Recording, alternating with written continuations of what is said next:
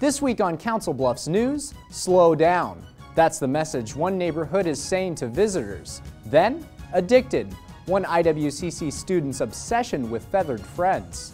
Plus, get your wag on. Wag-a-Grams surprising residents all over the metro. That and more on this week's Council Bluffs News.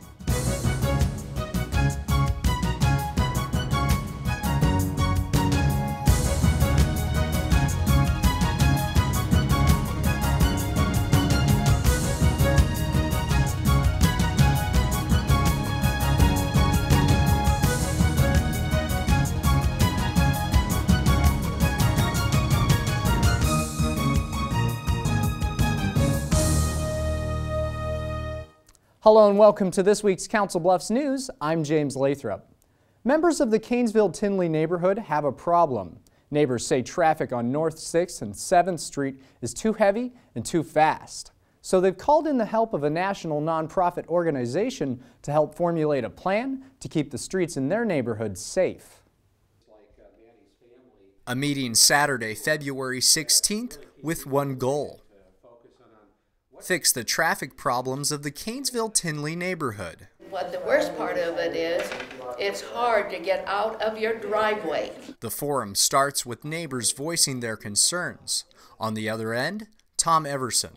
I founded Keep Kids Alive Drive 25 as a neighborhood traffic safety nonprofit back in 1998. The Omaha-based organization is involved with 49 states.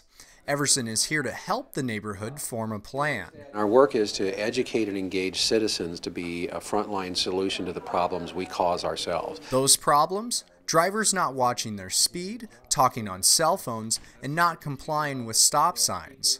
All issues magnified by the increased traffic from the Avenue G viaduct. We couldn't believe what we had. Sheila Graham, a transformation coordinator for the Canesville-Tinley neighborhood, says the idea to reform traffic stems from a recent survey. A lot of the conversation was around speeding in the neighborhood, and not just the people that lived in it, but more so a lot of the people that go through it. When creating a plan, Everson says communication is key. The whole neighborhood needs to be involved. At the root of really solving these problems is the engagement of the citizens who actually live in the neighborhood, looking at what kind of a neighborhood would we like to create. The goal begins by making a list of possible members of the community to build a traffic safety task force. Maybe about placement of stop signs, or streets are too wide or too narrow. It's like, well, who do we need to engage in helping us move forward? So, for example, issues like that might involve public works. Then combine the efforts of that task force with the popular sign campaign.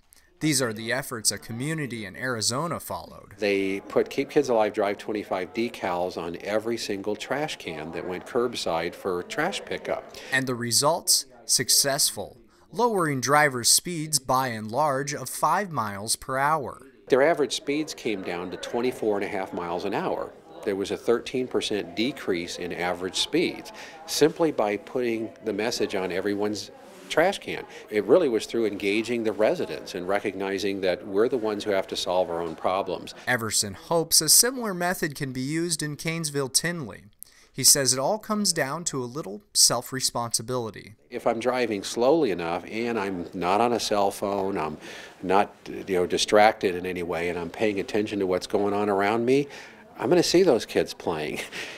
Transformation Coordinator Sheila Graham tells me the neighborhood will take the next steps of connecting with the possible partners in the project to get the ball rolling on implementing better ways to slow traffic through the area.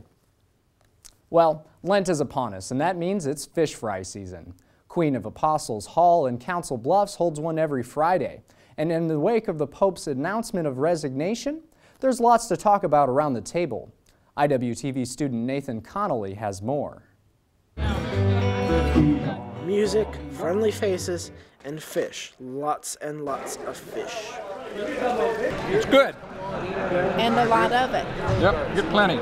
Ash Wednesday marks the beginning of Lent, an annual 6-week observance in which many faithful go without eating meat, except on Fridays where fish is on the menu. We have a fish fry dinner to give them an opportunity to come here and have a family dinner and eat fish. The Catholic community participates in fish fries every Friday for the duration of Lent.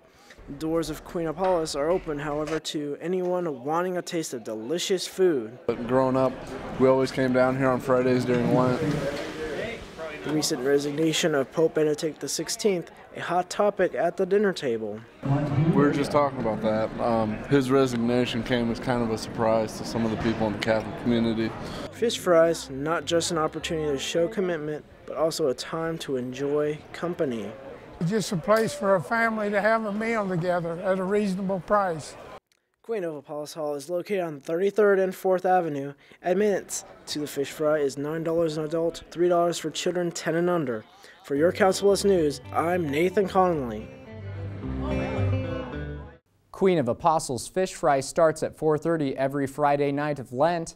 Customers can also order takeout by calling 712-323-0014.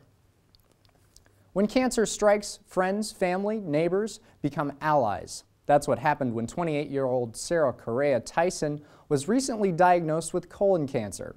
Saturday, February 16th, a benefit is held for the wife and stepmother to help pay for her medical expenses. Sometimes a warm smile can go a long way. I appreciate everything that they've done for me. 2 years ago, Sarah Correa was diagnosed with stage 3 colon cancer. Unfortunately, these last few months we found out it's moved to a stage 4.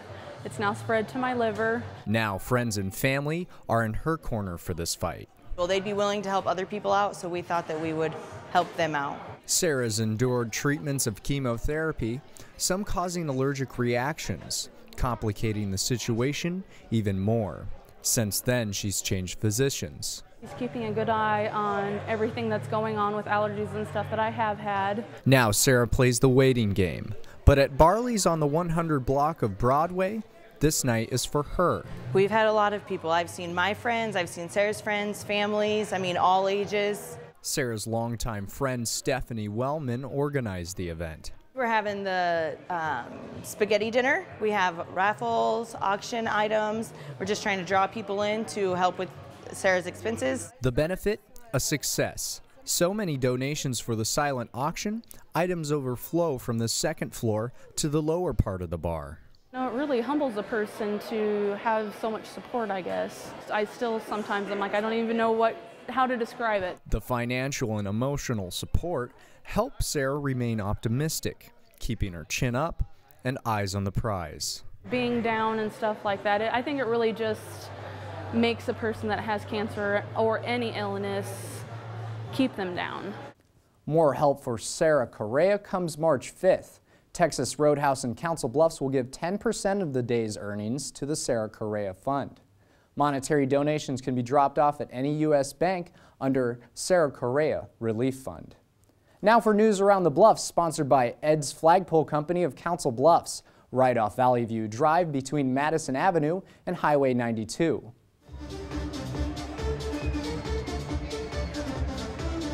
The Little Ones Getting Down at Kids Explore. The event is in its 21st year. Not only fun, but educational too.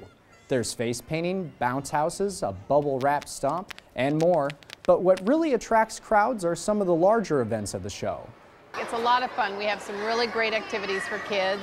There's an archaeology dig, and they can build blocks, and Strategic Air and Space Museum is here with a big earth balloon.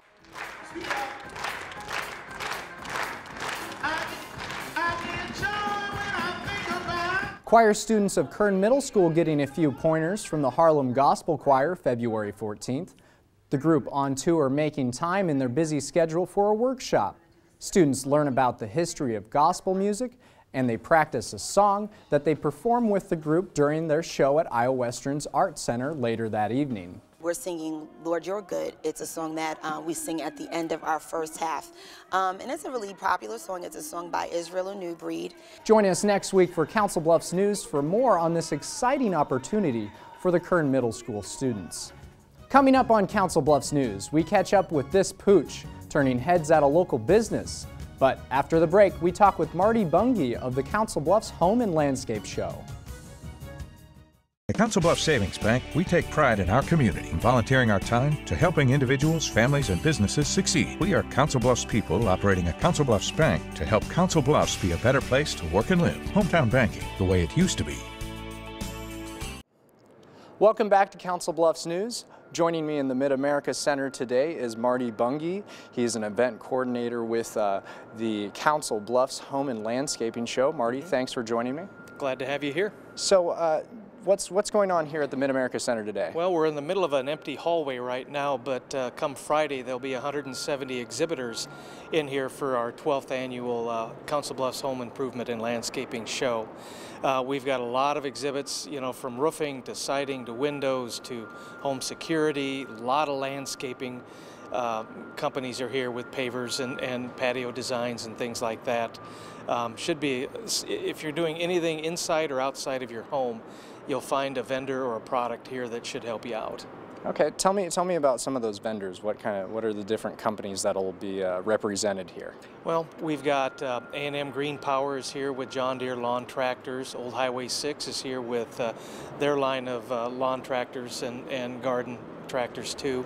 We've got Armstrong Siding is here. Shade Tree Lawn and Landscape is here. A lot of good landscaping displays this year. The show starts Friday and it runs from 3 p.m. to 9 p.m. and then from Saturday it's 10 a.m. to 8 p.m. and Sundays 11 to 4. It's $6 to get in. On Friday from 3 to 5 it's only $4. So there's a little bit of a break if you come Friday afternoon. Great seminars. We do have Wes Harrison coming Saturday and Sunday. He is Mr. Sound Effects, and he'll wow you with his, using just a microphone and his voice. He can do a ton of different sound effects and things, but he'll be here Saturday and Sunday. All right, well, yeah. It sounds like a terrific show. Marty, thanks for joining me. You bet. Glad you could come. Again, the Council Bluffs Home and Landscaping Show is February 22nd through the 24th. The cost is $6 for adults, and kids 12 and under are free. For more information and times, head over to iowashows.com. Now it's time for Pets of the Week with Mary Jones. Sponsored by Mad Cow Paintball of Louisville, Nebraska. Hi, welcome to the Council Bluffs Animal Shelter. I'm Mary Jones, founder and president of Solus, support a local animal shelter. And this little dog sitting on my lap, so very cute, is Snickers, the candy bar dog. He is a 6.5-year-old Boston Terrier mix who suffers from separation anxiety. So he really needs a home where someone is home most of the time to give him the love, attention, and security that he needs. He's already been neutered, and he's just absolutely adorable. Look how good he's just sitting here being such a good little boy. Snickers, the candy bar dog, file number 3119. I'd like you to meet Charlie, the Cocker Spaniel. He's 5 years old, and he's all decked out in a beautiful brown and white suit. He's not really a lap dog. He's trying really hard to get off of my lap. If you're interested in the beautiful Cocker Spaniel named Charlie, his file number is 3154. If you like your cats really, really big, Dio is the perfect cat for you. He's 2 years old, he's already been neutered, and he's just, oh, he's so soft and so cuddly. He's at the shelter because his former family moved someplace that wouldn't allow pets. So now he's here at the shelter waiting for you to give him that perfect home. Dio, file number 3102.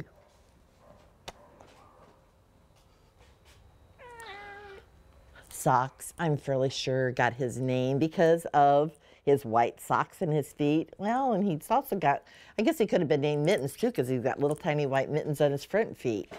He's 1 to 2 years old, and he is just an adorable kitty cat. Oh, see, he's saying, oh, please come adopt me. I'm such a wonderful boy. I'll give you lots of love and attention. Socks, file number 2011.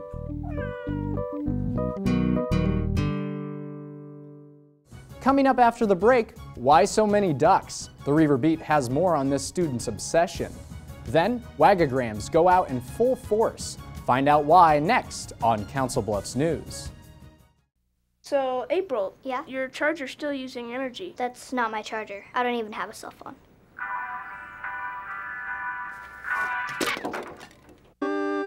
Millions of kids are using their energy wisely. What's your excuse?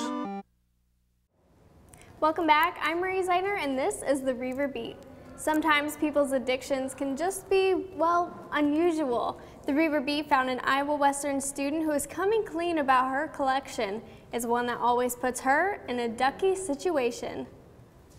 Oh, rubber ducky, you're the one. The love for rubber ducks first came to life on Sesame Street. I'm awfully fond of you. I don't know what else to say about my ducks, that it's a crazy addiction.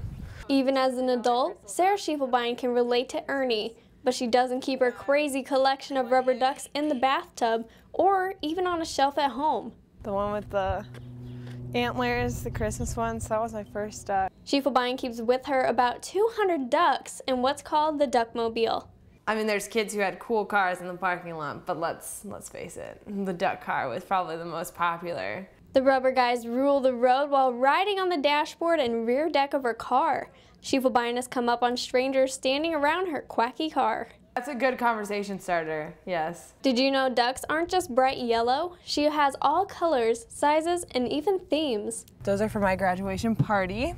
The ones with the graduation hats. The number of ducks she owns now is 4 times the amount she had in her first car and high school senior pictures. My senior picture, which was me with all my ducks at the time, which was only 47, and now I have like 200, over 200.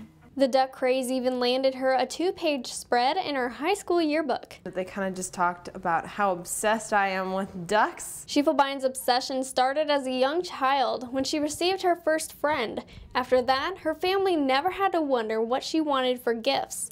Neither do her friends. They're usually generous gifts from people, enabling her self-diagnosed addiction. So people will be like, oh my God, that'd be perfect for Sarah. The ducks themselves aren't the only things she receives from others. If you didn't already know her name, you might know her as something else. People mainly just call me Ducky, call my car Duckmobile, yeah, the crazy duck lady.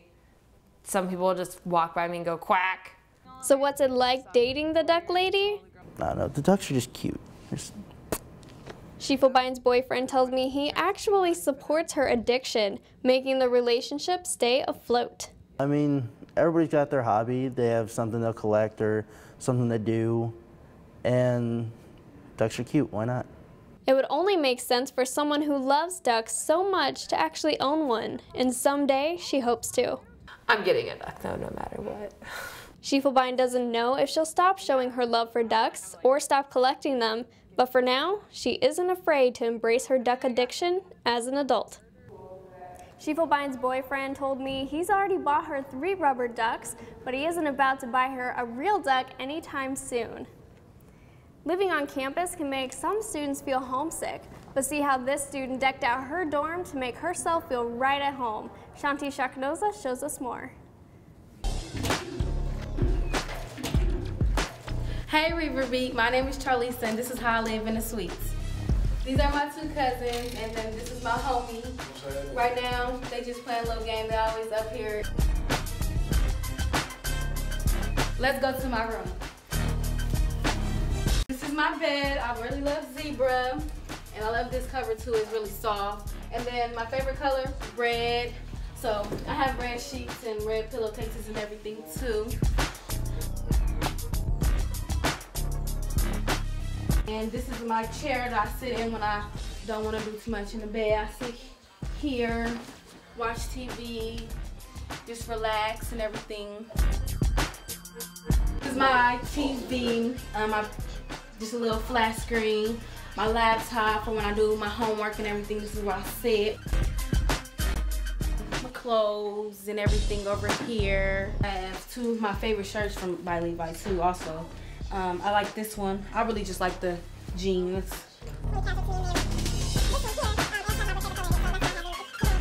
And this right here is my refrigerator. I have a little bit of things in here. One thing I have in here is mandarin oranges. I love these.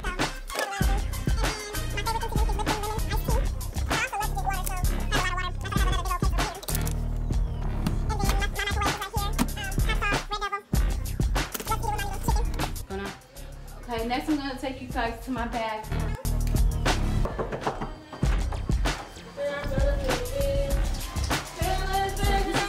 This is my bathroom right here. Oh my gosh, girl, what you doing? Get out, get out. Anyways, this is also zebra too. I love zebra, and then some zebra red right here.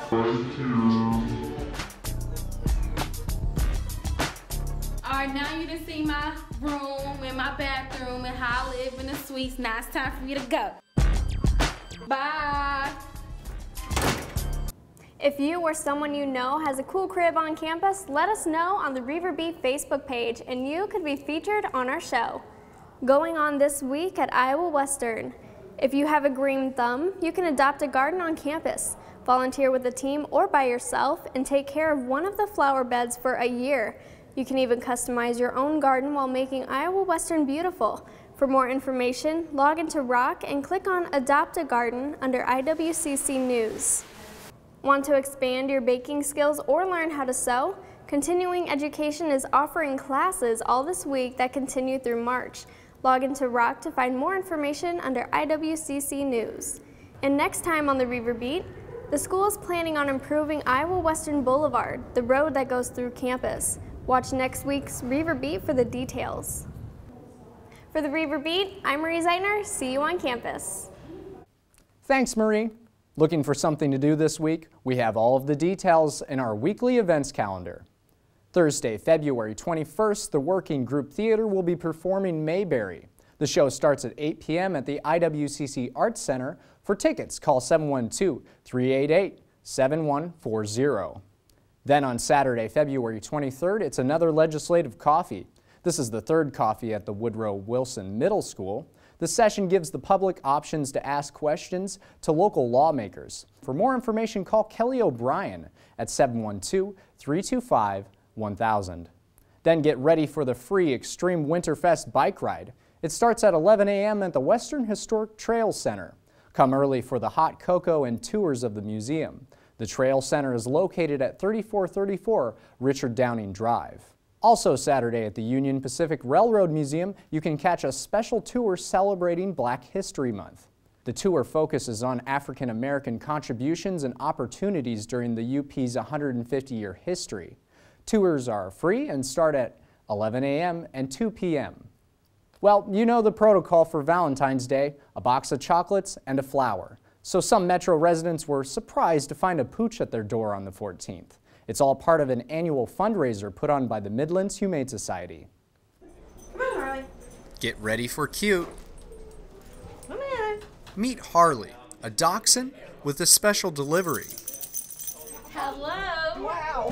This is Harley. She's delivering a Wag-a-Gram. Wag-a-Grams is an annual fundraiser for the Midlands Humane Society. What we do is we take canines out, we deliver Valentines, you get a cookie, a rose, and a love note for $30. Plus the company of an adorable pooch like Harley. It's all for a new facility to be placed at the corner of College and Indian Hills Road. It's going to be a lot bigger, it's going to be state-of-the-art. We're going to have a dog park, which I think a lot of residents in Council Bluffs will appreciate. Still in the planning stages, the building is essential to providing homes for pets who don't have them. That's a cause that Harley's owner, Margot Young, endorses. It's all about the dog. It's all about the cat. And that's why Harley and I are so active. This Wag-a-Gram delivered to the nonpareil. Young says most places they visit are businesses. We did a preschool, and then we went to Telmar Technologies, where they all happen to be dachshund lovers. Terry says the Midlands Humane Society wouldn't be anywhere without the volunteers. Basically, you know, everything's run on volunteers or by volunteers. Help is very important, and if we can get that all in volunteers, that's great. The Midlands Humane Society is holding another fundraiser May 3rd called Run for the Wet Noses. For more information, go to midlandshumanesociety.org. Thanks for watching this week's Council Bluffs News. If you have any questions, comments, or story ideas, you can email us at cbtv@iwcc.edu, call us at 712-325-3312, or you can send us a message on Facebook. You can find us at facebook.com/CBTV17. For your Council Bluffs News, I'm James Lathrop. See you next week.